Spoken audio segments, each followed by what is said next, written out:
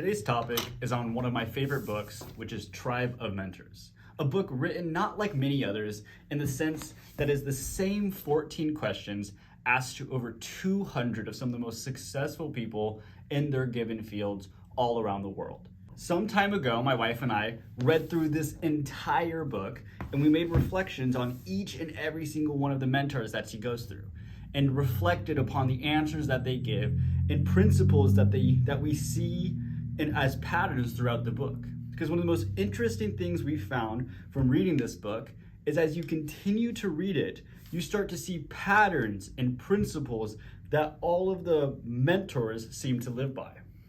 To start off, the introduction to his book is highly interesting because what he does is establish all the reasons for why he's writing the book in the first place.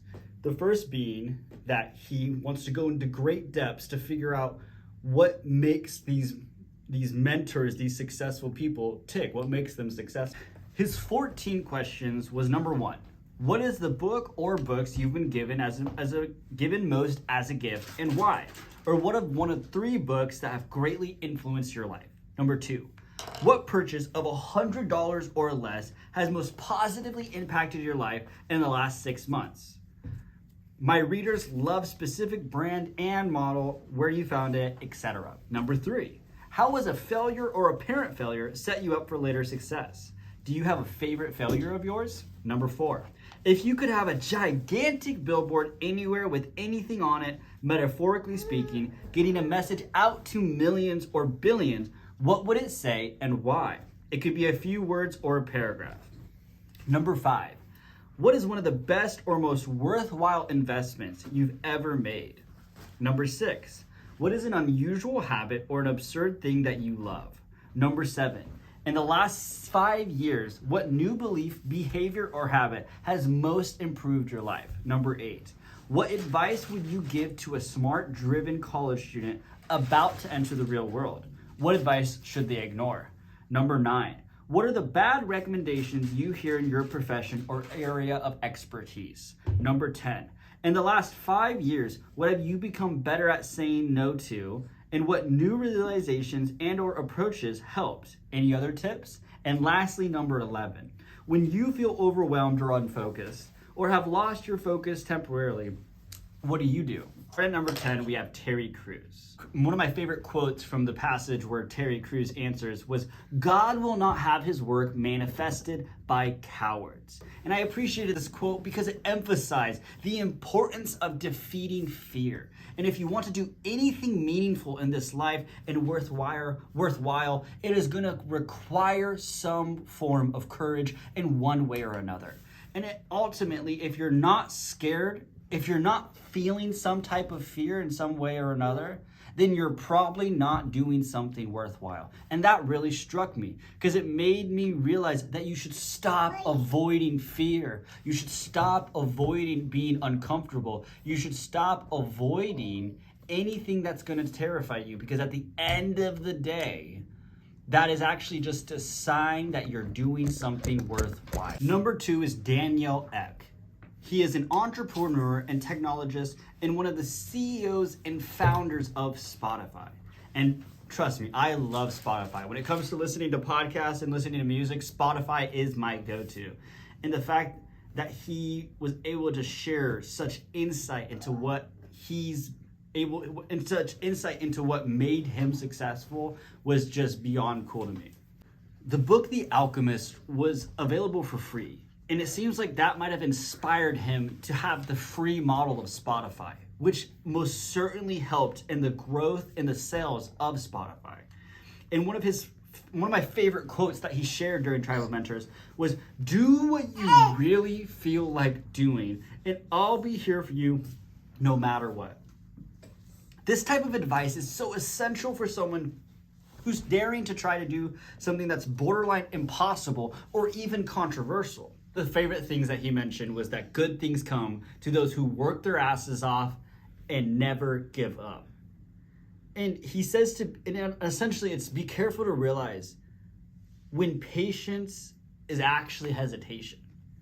The suggestion that good things come to those who wait is not that you should wait and be stagnant, but rather to continue to work hard and continue to never give up and trust that good things will come just from that.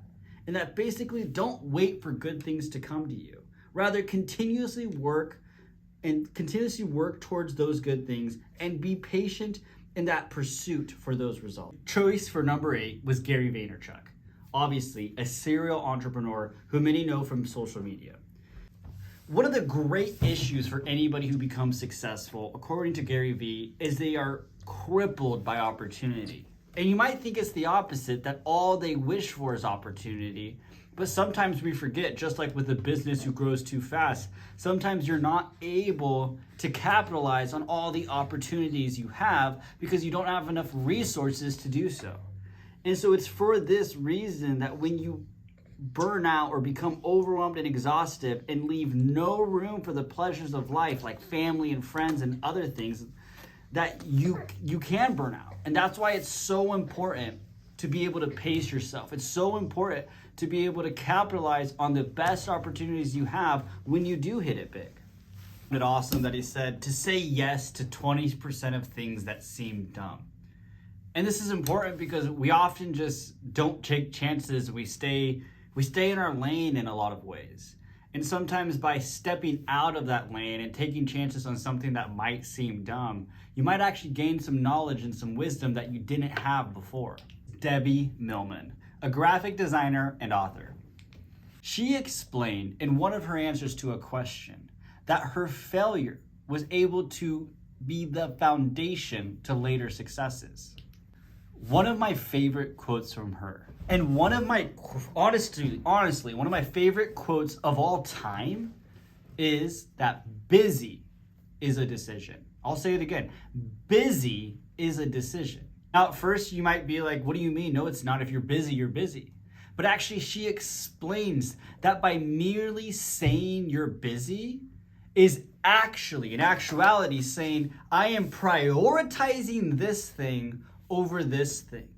It's not that you actually have to do something else or that you actually must. In most cases, that's not the truth. That's not the truth.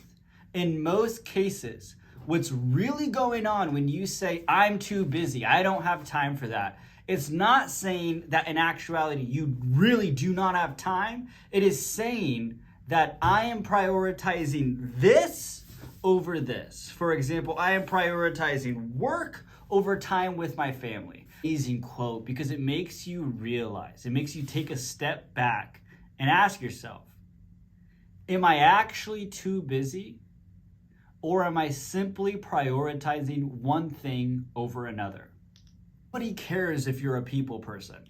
Along with everybody is not necessarily something you should shoot for, because just simply going along to get along is not actually necessarily providing any value at all. Rather, being able to provide a new and unique perspective on a given situation is much more valuable than just simply saying something that the entire group or person will appreciate. It contributes to this idea that when everybody provides a unique and new perspective and we put them all together, we can get a better understanding of the whole truth, not just one truth. That labor of love rather than laborious. When work simply just becomes just that, work, and it's not something that you love to do, then perhaps it's not something that you should do. 6. Samin Nosrat. Hopefully I pronounced that right. He essentially breaks down cooking into 4 major components. Those components being salt, heat, fat, and acid. Very simple explanation of cooking and food, but it brings much clarity at the end of the day. When I was in high school, my football coach used to say, you're only as good as your last play. Well, for Samin, she says that you're only as good as your last dish. It was so beautiful how she presented it, because she explains, no matter how good the dish is, no matter how delicious and just scrumptious of a meal you prepare, you're always going to have to start over from complete zero and scratch when you go to make the next one. So truthfully, you're only as good as the last dish that you made. Even when you fail, you're just as good, and you can go ahead and start over on the next dish and regain your reputation. And just as similar, if you succeed, you have to keep on succeeding. You have to keep on making a great dish and keep on improving. It enthralls within the individual to never stop striving to be better. Also mentions that clear goals make it easier to say no. She mentions it was a difficulty for her at times to say no to people.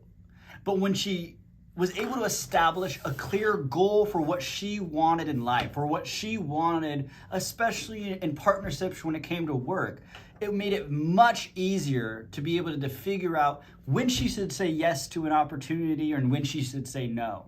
She brings up one of my favorites, which is this idea of chefs versus cooks. Know that there's a drastic difference between a cook and a chef. You see, a chef is somebody who is able and capable of creating a recipe, whereas a cook is usually somebody who follows that recipe. Right.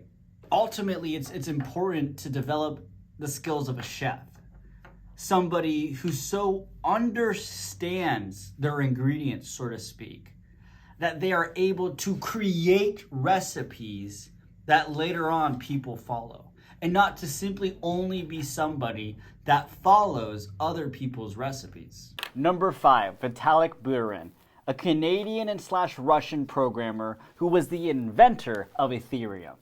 And a very interesting fact about him is, especially when he's on planes, he likes to watch movies in different languages to help him be able to become better suited at speaking fluently in other languages. The thing that stood out most to me about his answers to the questions was the idea that a common rookie mistake was to adopt the beliefs of the person you spoke to last. Exactly, that a common rookie mistake or error that experienced leaders make is always agreeing with the last person they talk to.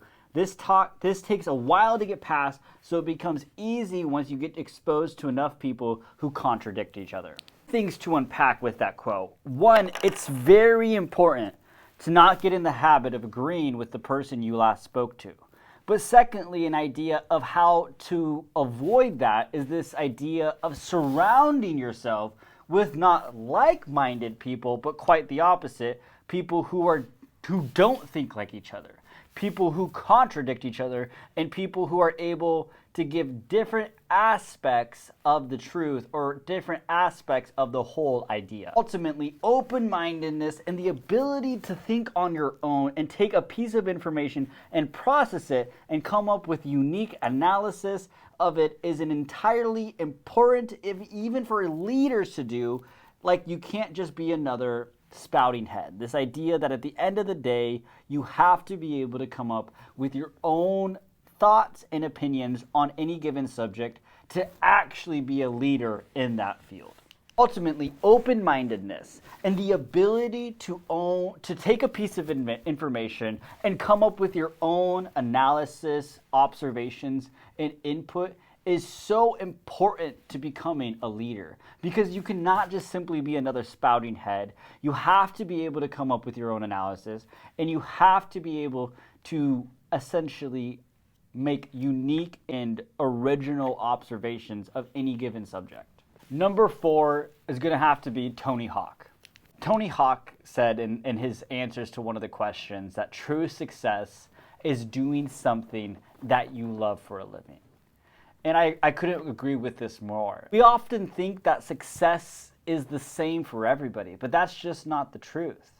While it might seem that abundant fortune and wealth and mansions and yachts and exotic cars might be what we think of when we think of success, it's easy to realize that true success is true happiness. It's the idea of setting out to doing something and accomplishing that thing.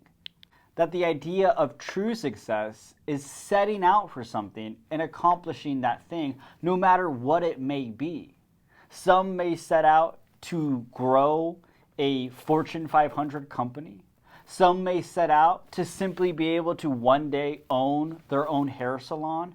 And some may set out to simply be able to get themselves out of debt and one day be the first person in their family to receive higher education and go to college. You see, success is different for all of us. and it is not valued the same, nor it should be.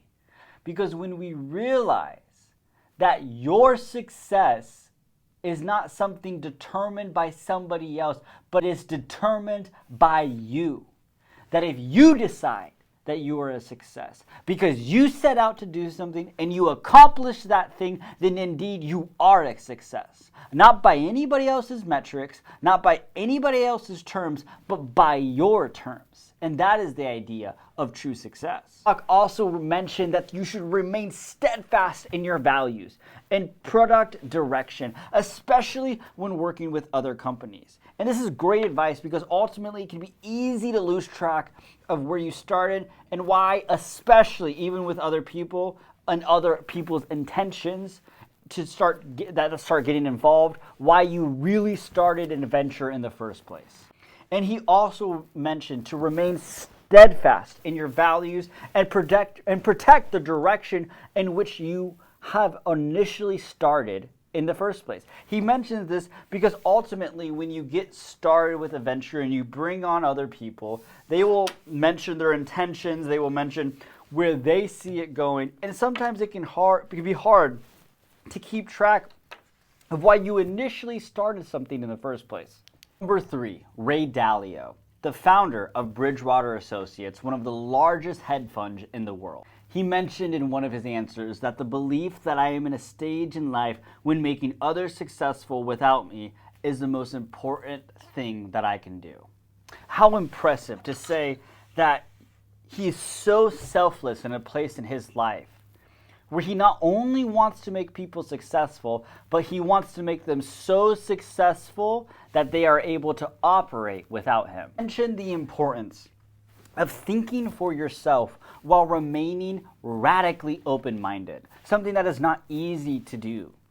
It is this idea of while thinking within your own biases and thinking within your own belief systems to get an answer of your presumed perspective on a given situation, whilst not forfeiting the idea of open-mindedness to different perspectives, different belief systems, and different overall takes on a given situation. I loved his answer to the question, his purchase of $100 or less, which was his pocket notepad to jot down ideas when they come to him. And notepads are definitely a great investment, and you can utilize them for not only just business ideas, but any creative ideas that struck you at any time. And trust me, I have experienced it where, gosh darn it, I was in a moment where I had an amazing idea, whether it was for something I wanted to write about, whether it was for a business idea, you name it, and yet I didn't have any means to write it down, or if I did, like the Notes app in my phone, I did not take advantage of that to actually get that idea on paper so that I wouldn't lose it. Number 2 is Rick Rubin, a music producer who has worked with numerous celebrity artists. What he mentioned in one of his answers that stood out to me was even if you do your best in terms of marketing and promotion, you have no control over how people react to it. Although he was specifically talking about marketing, I'd like to tie this both into the internal and external focus of control and how people perceive you overall. What he has done so brilliantly is understanding that you can put your all into a work of art, specifically music. You can do everything in your power to make it a success. You can do everything to promote it, to make it the best marketing on planet Earth. But at the end of the day, the thing you have to detach from, the thing you have to let go is realizing that you have zero control of how people are going to react to it.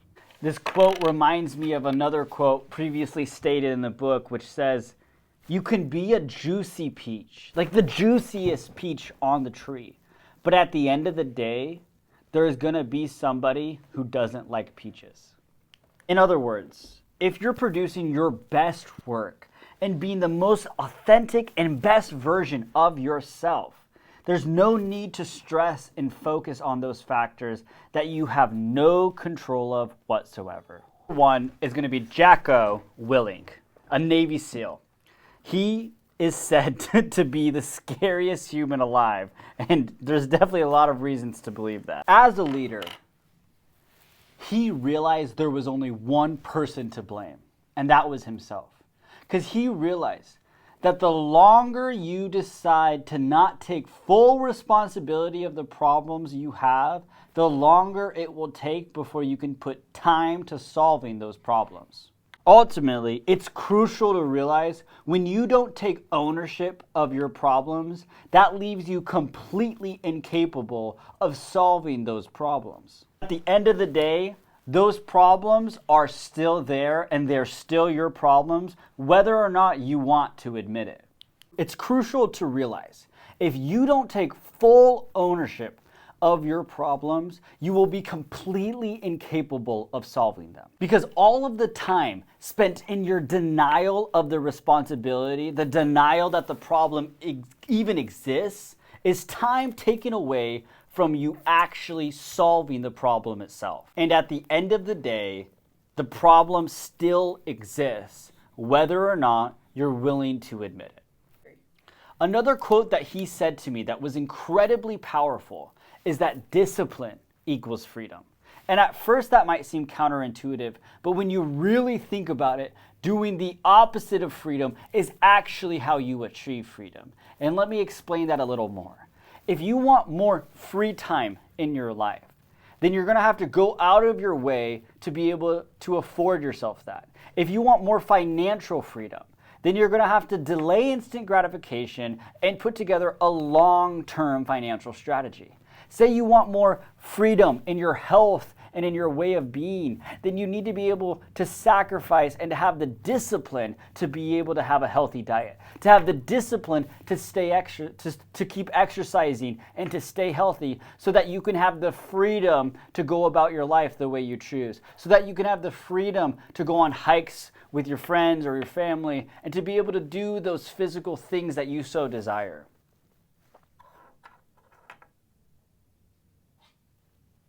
Lastly, he explains this idea of prioritize and execute. He learned this concept primarily from the idea of being in a firefight. When there is chaos, mayhem, and havoc all around you, it's this idea of being able to stop, silence the thoughts, and prioritize yourself on the most impactful thing that you can do, and then execute upon that thing. That when the mayhem is going on all around you, what you do is you stop, you focus on what all the problems in the situation. You stop in that situation, you examine all the problems, tasks, and issues that you need to solve. You organize them into a list of what is most pressing and what will be the most impactful thing that you can do, and then you execute accordingly on that. And with this understanding, you're able to calm your nerves, you're able to focus on the most important things, and be able to perform in situations that you normally wouldn't otherwise. I found Jacko to provide insight into this idea of doing the hard things so that life can be easy. Because we often forget that if you want an easy life, you have to be able to be willing to do the hard things. For watching this, and if you enjoy this kind of content, please hit the subscribe button, hit that like button, and be sure to tune in to later videos. Thank you.